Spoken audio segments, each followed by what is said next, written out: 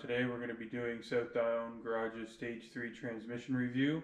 It has a 2600 RPM torque converter also. All the parts are from Suncoast, Stage 3 Suncoast parts. I'm going to go in the cab and we're going to talk there. I need a mic and a better stand to do anything in the garage. I have to talk extra loud, and I notice it's still pretty quiet when I'm doing these videos. So for now, we'll go in the cab and we'll start the review there.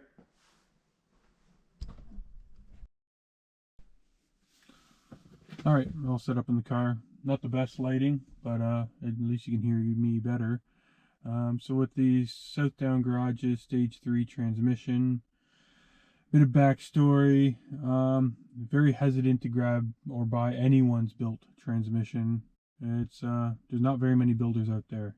The only one I can think of right off the bat is RSA's Stage 3 transmission, and they are located in Florida. And if you're in Canada, to get that shipped over here and then the duty fees and everything on top, it's just outrageous. It's not an option unless you have money to burn.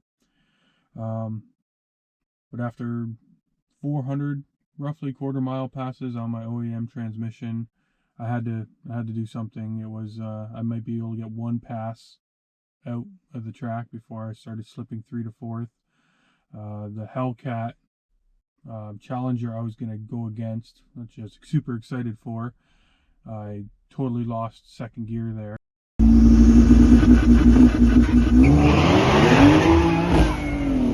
Just fell right on his face, and then I knew I needed to do something. So talking to Southdowngarage, the owner Kurt, he had a Stage 3 ready to go, and we worked something out, and he sent it my way. Yeah, it's a scary buy. It's a lot of money, but there's no one in my area that wanted to build a 10-speed. They just flat out said no. They're too finicky. Too many things can go wrong. So I bought Southdown's Stage 3 transmission. I also bought the 2600 RPM Suncoast Stage 3 converter with it, and the transmission actually comes with a PPE deep pan converter. Sorry, deep pan, so it runs cooler and holds more fluid, and it's a nice looking unit. I'm going to try to do this in 3 different parts because I'm having a heck of time. So installing the Stage 3 transmission, we came across a couple small issues. One, Suncoast sent the Suncoast valve body to Southdowngarage, and it wasn't built properly. Whoever put it together didn't put the shift solenoids in correctly, and one of them didn't have a locking pin. It was just completely missing. So when we got it installed, or I should say when Isaac got it installed, I didn't install it. Thank you, Isaac, again. When he got it installed, I came over super excited, turned on the car, put it in the drive, felt it go in the gear, and then I got the check engine light not on the dash. There's actually not the check engine light, the wrench, and it says please see manual. It would only go into 7th gear, and that was it. It was just in limp mode. Talking with Michael, I believe, he's on Facebook, and he helped install Southdowngarage, Houston Speed Freaks 10R80 swap into his Explorer. So I messaged him asking what he thinks it would be, and he told us to drop the transmission pan and have a look at the shift solenoids. So that's what we did, and immediately we saw a shift solenoid just hanging there by its wire. And so what I had to do just to make this work for the time being until we got a new valve body was take out a valve body out of my old transmission and install. When I say I mean Isaac, so I apologize for that. So he put in the new shift solenoid, or the old one I should say, and it worked. Everything was decent. That valve body, just like ZFG Racing recommended me, it was not working well. That valve body shifted really hard. I know I bought a Stage 3 transmission, but wow, it just, every time you shift, it just kicked you back. And So just like ZFG recommended, Kurt sent me an OEM valve body, and I had Ford install that.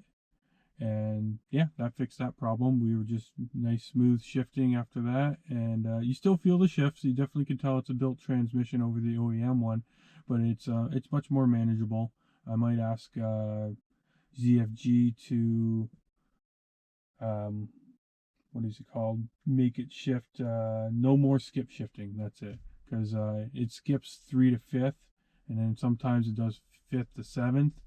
And with an OEM transmission, that shift is, you can feel it. It's a nice long shift, and it's smooth. Not with the stage 3 transmission. It skips shifts, and it skip shifts it fast, and you definitely feel it. So I'm going to ask to get rid of the skip shifts. The other issue we had with it was there was a leak on the back half of the transmission, which had nothing to do with rebuilding for a built transmission on the back shaft. Just where the back shaft comes out of the transmission, it was the seal was a little bit off, and there was a small leak there. So we had to take the transmission back out, and I just put a whole new seal in there, or like I said, Isaac put a whole new seal in there, put it back together, and yeah, no more leak. Yeah, it works great now. So now talking about how it drives. Yeah, it's definitely a built transmission. You can feel the shifts. The OEM valve body really helped, just like ZFG recommended right from the get-go. But you still definitely feel the shifts. You can't complain. You bought a built transmission, right? And then now that the revisions are in, at least on my 93 tune, and there's no more torque limitations, yeah, I need bigger, wider drag tires, because it just spins. It's crazy. Even 4-wheel drive, it's a whole nother animal with this thing. I didn't realize how much torque was held back on the OEM transmissions.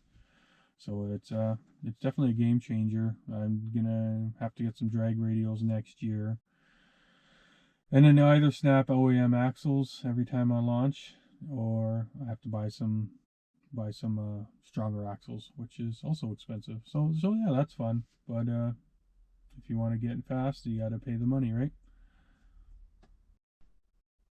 So yeah, that's pretty much it for the review. I'll put some videos in there just to show the PPE transmission pan at the bottom, and how low it sits, because it actually sits the lowest in the whole part of the drive line. And yeah, I'll do a couple launches just to show how this thing launches. Otherwise, my next review will either be, I don't know. You guys wanna let me know. I got all the bolt-ons. You want me to review the FenFab V2 intake, or the CVF downpipes, or charge pipes, or intercooler? I already did the review on the catbacks. I also have lighter rims. I will be doing all those reviews anyways, but if there's a certain one you guys want to see first, let me know. And otherwise, just please like and subscribe, and we'll talk to you on the next review. So with all Southdown-Garage's built transmissions, they come with the PPE deep transmission pans, so you get a lot more fluid in them. One thing to take into consideration is it is now the lowest part of your vehicle, but it still looks damn good. And there's a bolt there to just easily, you just take the bolt out and drain your transmission fluid and fill it back up.